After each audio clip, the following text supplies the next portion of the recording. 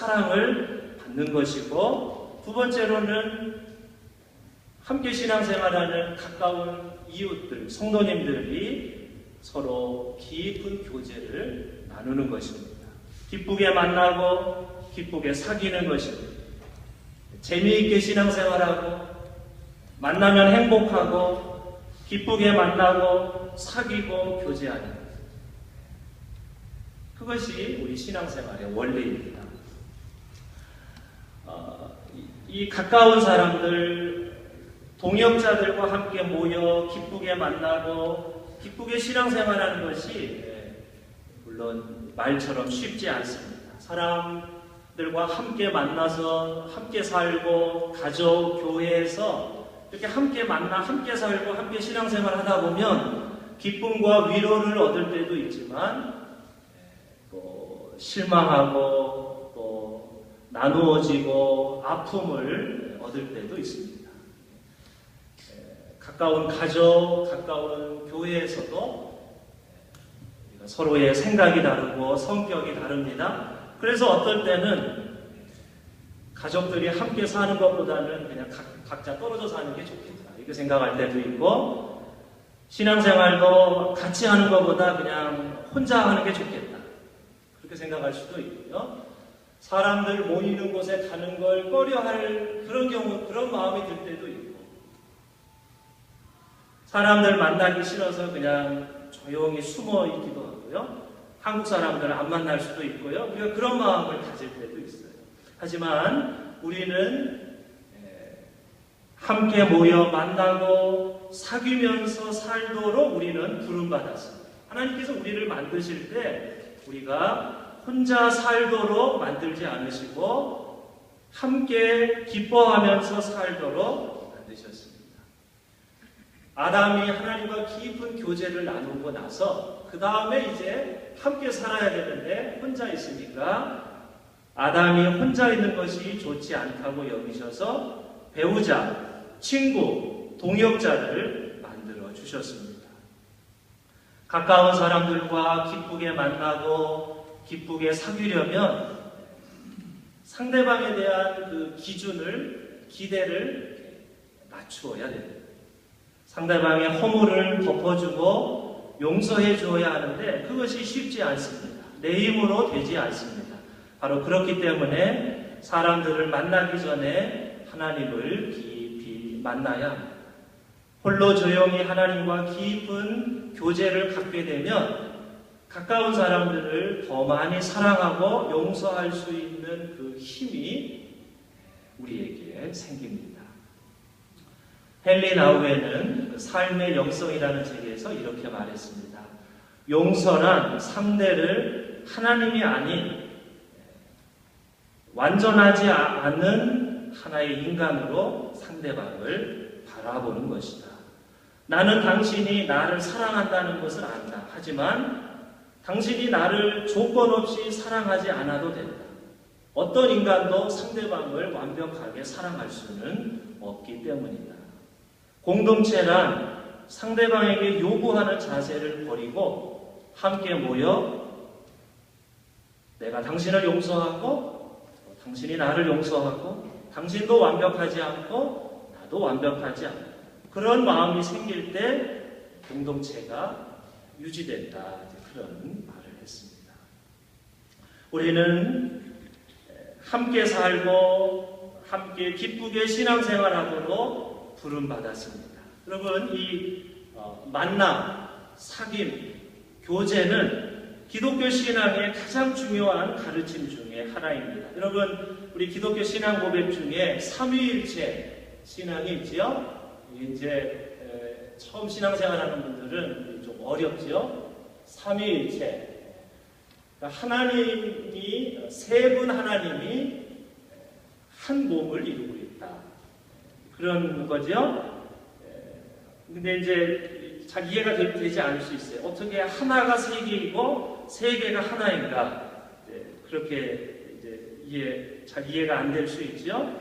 온 세상을 창조하신 창조주 하나님 한 분, 하나님이 하늘에서 인간의 몸을 입고 내려오셔서 우리의 친구가 되어 주시고 우리의 길 안내자가 되어주시고 우리를 구원해 주시는 인간 예수님, 그 다음에 예수님이 부활 승천하신 후에 영적으로 보혜사로 우리에게 오셔서 우리를 위로하시고 치료하시고 하시는 성령 하나님, 이렇게 우리 기독교 신앙이 이제 이런 삼위일체 신앙을 고백하죠.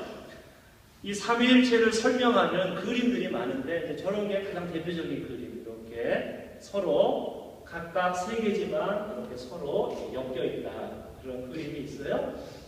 또 하나의 그림을 보시죠. 저건 기독교의 유명한 성화인데 옛날에 삼위일체를 사람 모양으로 그린 거예요. 세 분이 한 식탁에서 함께 앉아있고 서로 대화를 나눈다, 그런 그림이에요. 좀 더 우리에게 더 쉬운 그림, 세 번째 그림은 저게 더 훨씬 더 우리가 이해하기 쉬워요. 세 분이 서로 손을 잡고 춤을 추는 거예요. 서로 돌아가면서 춤을 추는 거예요. 이 기독교 신앙은 혼자 있는 게 아니고 하나님도 세 분이 이렇게 서로 손을 잡고 춤을 추는 거예요. 기독교 신앙은 나 혼자 집에서 책 보고 이런 게 아니고 어쨌든 함께 모여서 함께 기도하고 함께 신앙생활하는 만남과 사귐, 이것이 이제 우리의 기독교 신앙입니다. 그러니까 결혼한 부부를 부부 일심동체라고 우리가 말하지 않습니까? 남편과 아내는 서로 구별되지만 육체적, 정신적, 영적으로 한 몸을 이루지요. 남편과 아내가 서로 사랑함으로 한 몸을 이루는 것처럼 이 삼위일체 신앙도 부부 일심동체와 마찬가지로 하나님의 존재 방식이 만남과 사귐이다. 세 분의 하나님이 서로 모여서 더 큰 한 분 하나님을 이루고 있다. 한쪽이 다른 쪽을 무시하는 게 아니고 강요하는 게 아니고 세 분이 모여서 함께 일하시고 함께 대화하시고 함께 기뻐하시고 함께 손잡고 춤추신다.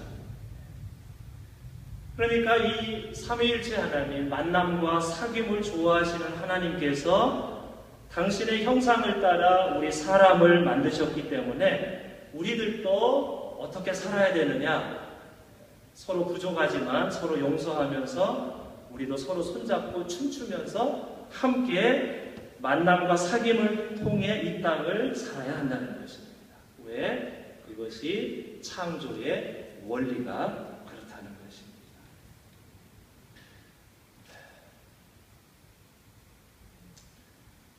자, 이제 말씀을 마치려고 합니다.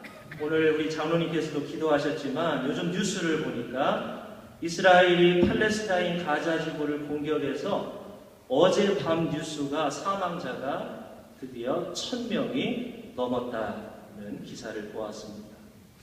유대인들은 수천 년 동안 박해와 핍박을 받았습니다. 인류 역사상 가장 많은 박해와 핍박과 살인을 당한 민족이라면 당연히 유대인들이 가장 많은 핍박을 당했습니다. 하지만 요즘은 오히려 유대인들이 가해자가 되어서 팔레스타인 사람들을 핍박하고 있습니다. 옳지 않습니다. 옛날에 피해자였다고 해서 그것이 오늘날의 가해자가 되는 것을 정당화될 수 없습니다. 마치 어떤 며느리가 시어머니한테 오랫동안 구박을 받았어요. 근데 이제 한참 시간이 지나서 자기가 시어머니가 되었는데 젊은 며느리가 왔는데 나도 옛날에 고생했으니까 너도 한번 고생해봐라 하고 시어머니가 며느리 고생하는, 그렇게 하면 안 되는 거죠. 자신들도 땅 없는 서름을 겪어보았기 때문에 남의 땅 차지하고 들어와서 나라를 세우고 덕분에 쫓겨난 팔레스타인 사람들의 서름을 자기들이 누구보다도 더 이해해야 그게 정상이지요. 어떤 뉴스를 보니까 우리들이 마시는 스타벅스 커피가 이스라엘을 아주 지지하는 회사라는 기사를 보았습니다. 저는 원래 스타벅스 커피도 마시지 않지만 만약에 그게 사실이면 커피 안 마셔야 돼요. 티몰튼 커피 마셔야 돼요.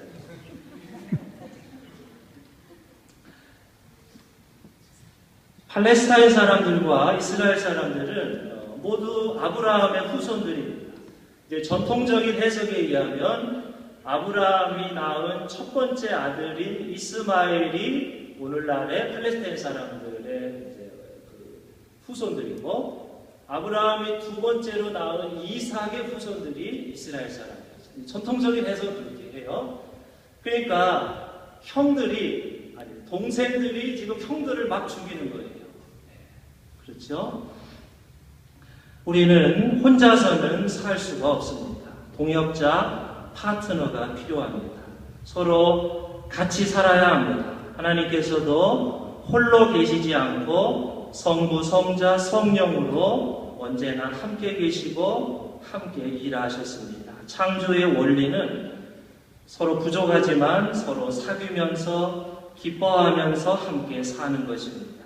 서로 사귀면서 기뻐하면서 사는 것이 창조의 원리입니다.